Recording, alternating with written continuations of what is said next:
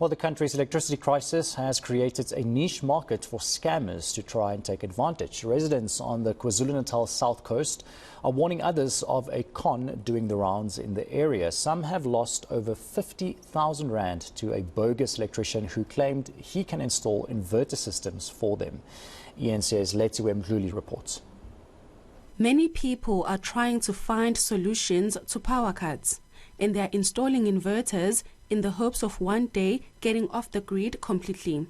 But scammers are seeing an opportunity to pounce.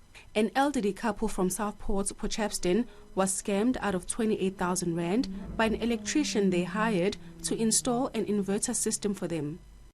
Because we are both in our 80s,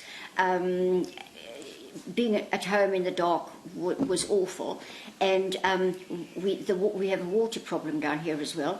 So we've got tanks, but we have a pump for the water, and when the lights are off, we can't get water into the house, and so that was a huge problem as well. So the inverter just sorted both the problems out.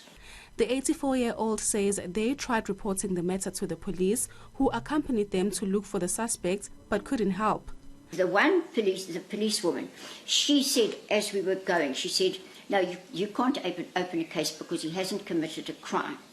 But they came with us, they went down, they looked all around the house and everything, but he wasn't there.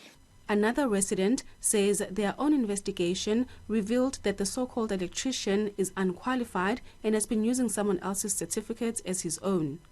The certificate of compliance that I had is actually from the chap in Germiston, but he's never been here.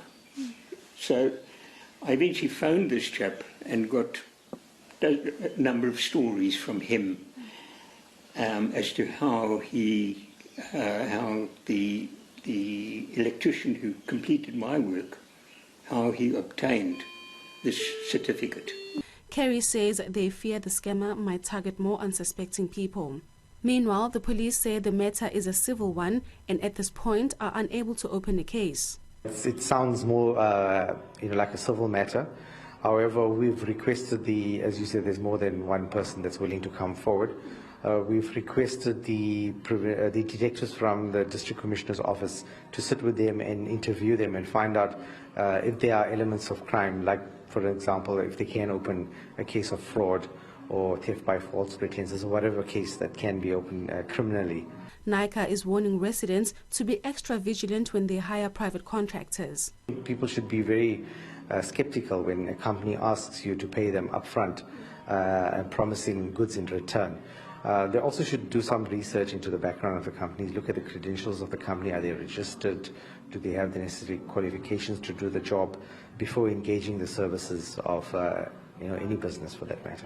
eNCA says once victims have been interviewed, they'll be able to decide whether criminal charges can be laid. Lethiwe Mdluli, Potchefstroom.